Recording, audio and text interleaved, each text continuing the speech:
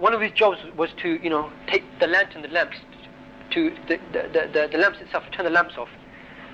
He said, so I was waiting for Abu Hanifa to leave, and I saw that Abu Hanifa, he was sitting there, right, just like as if he was contemplating, taking very deep breaths, so he said, right, that he saw him just doing this again and again and again. So after a little while, he saw that basically Abu Hanifa is not going to get up. So he thought, okay, I'll leave the lamp the way it is, and I'll come back in the morning. And he left.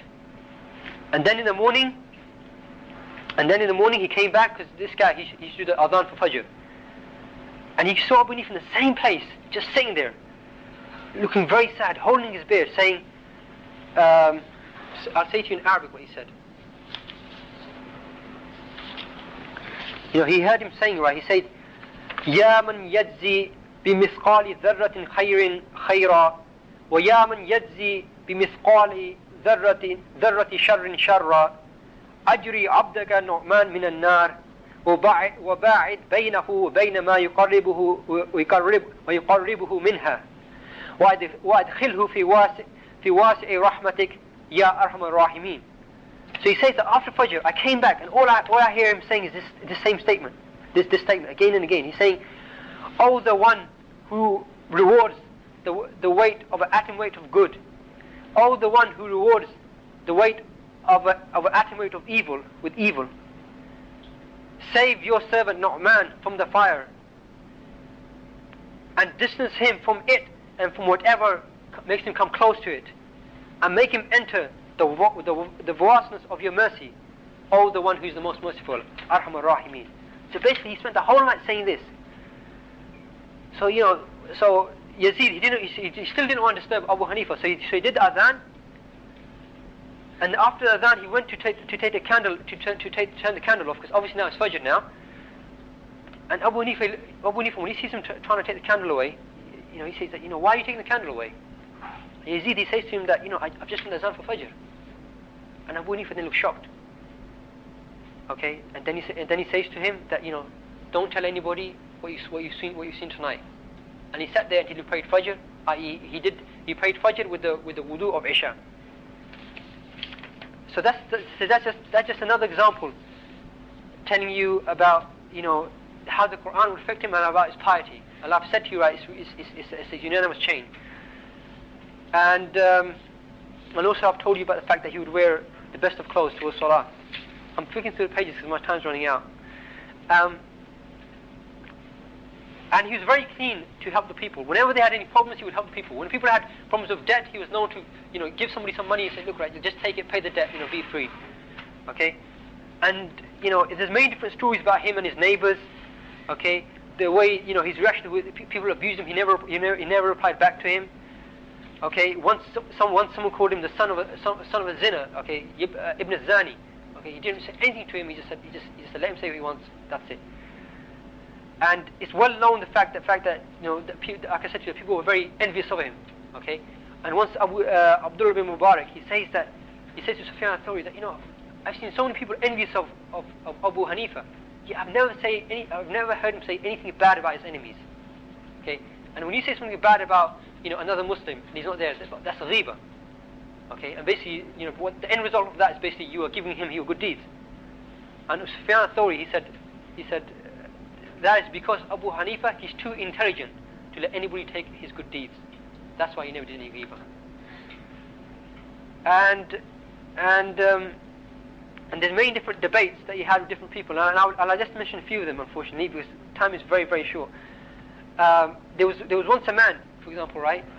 And there were many people with a lot of funny ideas. There was once a man in Kufa who began to say that Osman ibn Affan was a Yahudi, was a Jewish. Okay, and he began to come with these funny ideas, with funny evidences and everything like this, right, towards this. And he began to spread this knowledge amongst the people.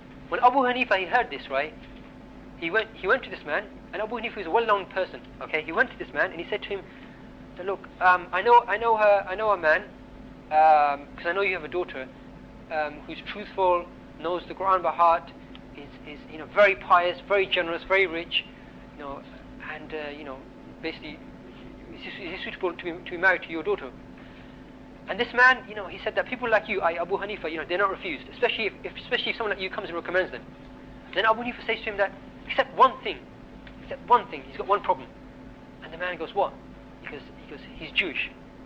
And the man, right, he got really angry. And he goes that, you've come to me, right, you're saying, you come to me and saying that you want my daughter to marry this Jewish man? And the man, and Abu Hanifa says to him that, what you said was worse than that. What you said is worse than that. Because you said Prophet Muhammad sallallahu alaihi wasallam let two of his daughters marry a Yahudi, a Jewish man. And then the man, he said, Astaghfirullah min tawbah, I won't say this again. Okay, what? So therefore, right, when other people would have come with historical evidences, right, he came with the way that the man had nothing to say, he was speechless. And that was the way of Abu Hanifa. When the people had problems, he would try to solve them in such a way that there was no dispute amongst them. There are other examples that I would have liked to tell you, but I can't. Sorry? Okay. I mean, let me just give you one example from each of the different categories. Concerning his family, okay? And as I've told you before, his father passed away very early, and he obviously became a very renowned scholar. And his mother, she lived a long time. And as her mother grew old, and as all parents grow old, it's obligatory upon us to become more and more kind towards them, because as Prophet ﷺ, he said that people, they begin as babies, and they'll end up as like people with the mental age of a baby. They begin to have poor memories, they begin to be very illogical, very irrational.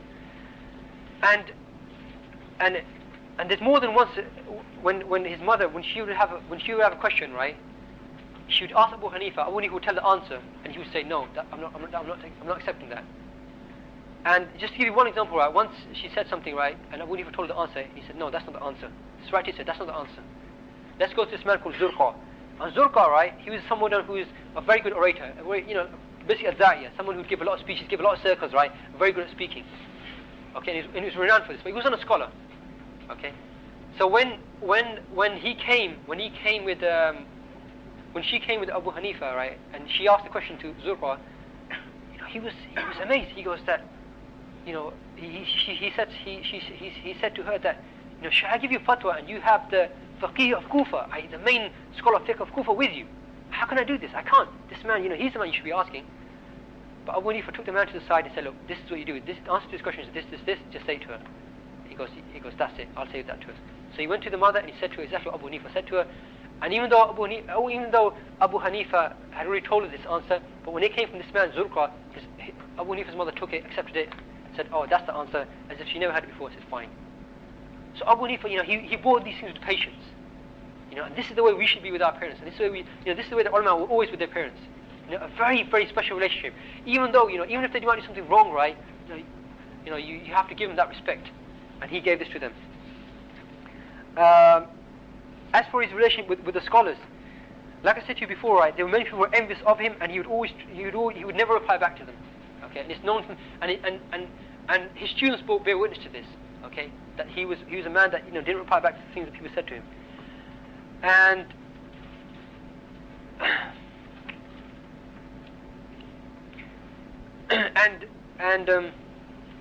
and I'll give you just one example, right, to show you how Abu Hanifa, right, he was in his fiqh, he was clearly at a level that was above other people.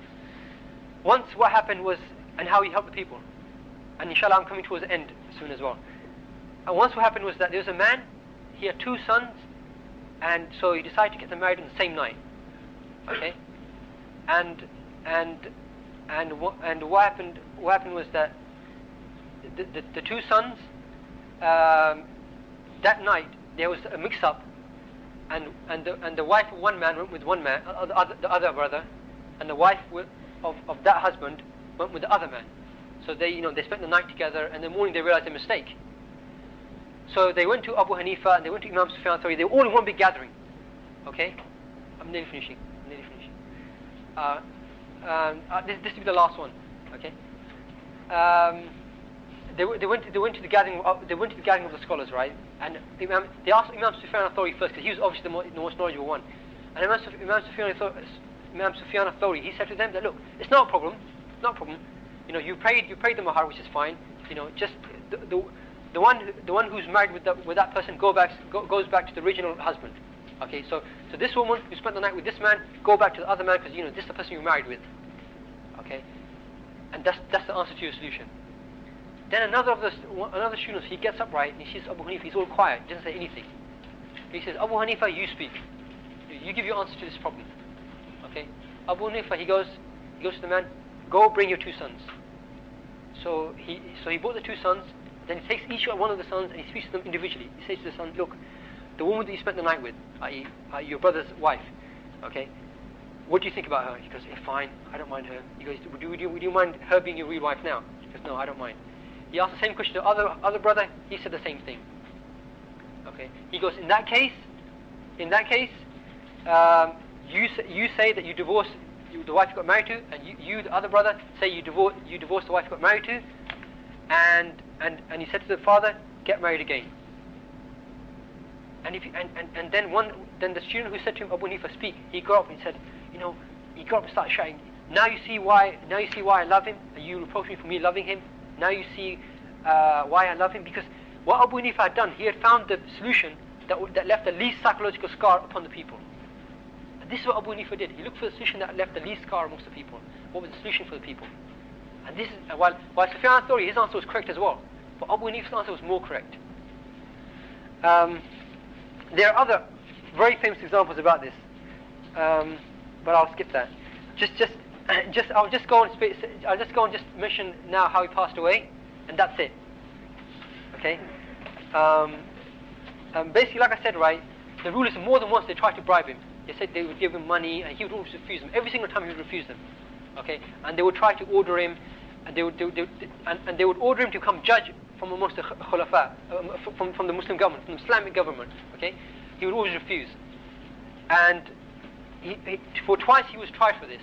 Okay, the first time round he swore by Allah that he would never take position for this, and for this he was whipped. He was whipped 10 times every day, right, amongst the people. Abu Hanifa was whipped, and then eventually, right, people, eventually the governor realized that he might kill Abu Hanifa, and therefore that would be very bad for him. Suggesting that, why don't you go discuss it with the people? Abu Hanifa said, fine, I'll discuss it with the people. So what Abu Hanifa did, right, was that he said, I'll discuss it with the people, and immediately what he did was he ran away. He ran away from Kufa, and he fled to Makkah, and he stayed in Makkah for about 8-9 years. He stayed until the government changed from Bani Umayyah to Bani Abbas. And then again, another tyrannical rulership came, and again they tried to make Abu Hanifa judge, but no, they wanted to make him justice minister, the minister of justice, judge of judges.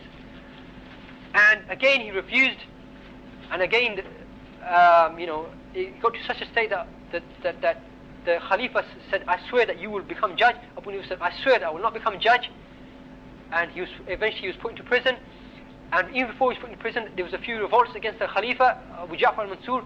Abu Hanifa openly supported these revolts, and he in fact regretted that he didn't take part in it physically, and he gave people fatwas to go and fight for this. And in fact, he said to the people, he said to one person who would come back making jihad against the kuffar, he said that it would have been better for you to make jihad against the rulers against this particular ruler, he said, than for you to make jihad against the kuffar. He said this, and eventually, because of this type of thought, Abu Ja'far had him imprisoned and had him poisoned, and he passed away. And when he passed away, more than 50,000 people came to do janazah for him, and the rest you know, inshallah. The effect and other things, inshallah, we don't have time for. If there are any further questions, anything that's not unclear, please let me, inshallah, I'll be able to do them later on. The main knowledge, the main points, just the main lessons that we can gain from that, very, very quickly, it's the knowledge that he gained, okay, from his teachers, from his people, from the adab. This is what made him have these type of stances, okay. And also, you also learn how he dealt with the people, how he has attitude towards learning, how the importance of having good company is. These are just some of the lessons we gain, and there are many other lessons as well. سبحانك اللهم وبحمدك واشهد ان لا اله الا انت واستغفرك واتوب اليك.